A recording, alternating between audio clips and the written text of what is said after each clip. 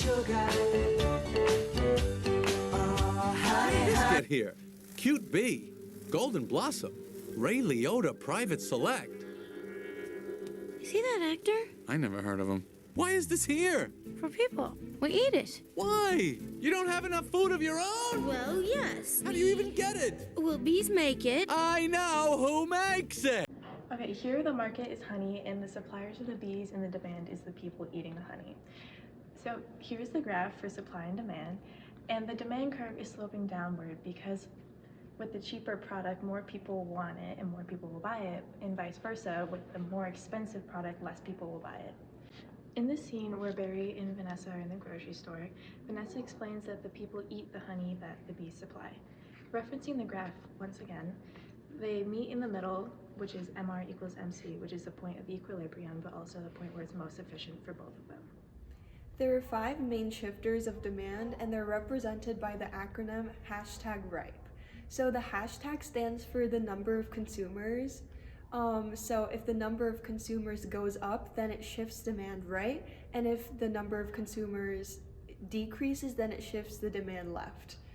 The R stands for related goods, so substitutes and complements, and some examples of complements are honey and tea. Human tea time snack garnishment. Sugars? Just one. I try not to use the competition. And in our clip of the Bee Movie, we use an example of sugar for honey for substitutes because some people like sugar in their tea better than honey. And the I stands for income. So normal goods are products that are consumed more as income goes up, and inferior goods are products that are consumed less. The P stands for taste and preference. Hold it, Your Honor. You want a smoking gun? Here is your smoking gun. What is that? It's a bee smoker. What, this? This harmless little contraption? This couldn't hurt a fly, let alone a bee. And after people, the consumers, find out about the unethical abuse of the bees, which are the workers, they are more inclined to stop buying as much of the honey.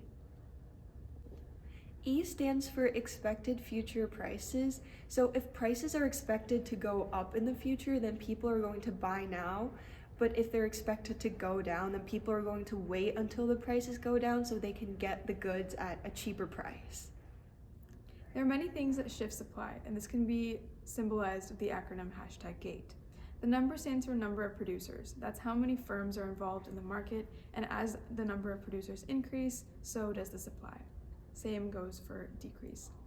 The G stands for price of related goods, and this is any good that goes into the creation of the product that's in the market. In this case, that would be the bees that are making the honey. Then the A stands for government action. On your victory, what are you going to demand as a settlement? First, we're going to demand a complete shutdown of all bee work camps. Then we want to get back all the honey that was ours to begin with, every last drop. We demand an end to the glorification of the bear as anything more than a filthy, smelly, big-headed, bad breath stink machine. I believe we're all aware of what they do in the woods. Wait for my signal. Take them out. We'll have a little nausea for a few hours, then it'll be fine. In this clip, you saw how the government took away all the honey from the shelves and the public and brought it back to the bees. This caused for all the honey supply to decrease and change the market itself. Then comes T, technology. With any new technology, it causes an advancement in that field and allows for production of that product to be cheaper.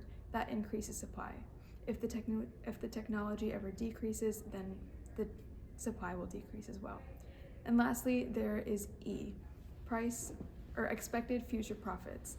That's when a industry starts making lots of profits and people want to start joining that market as a firm so that they can make that profit for themselves as well. That increases supply. Price elasticity of demand is the change in demand for a good or service in relation to the change in price.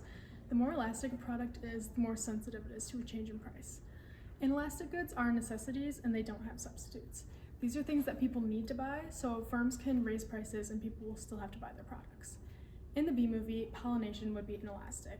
If it's taken away, then the environment will crumble without it. Elastic goods are things that people want and not need, and although there might be demand for a product, a drastic increase in price of an elastic good would result in people not wanting to buy the product anymore. In the tea clip previously shown, there are many alternatives to honey showing that it's an elastic good and people have options.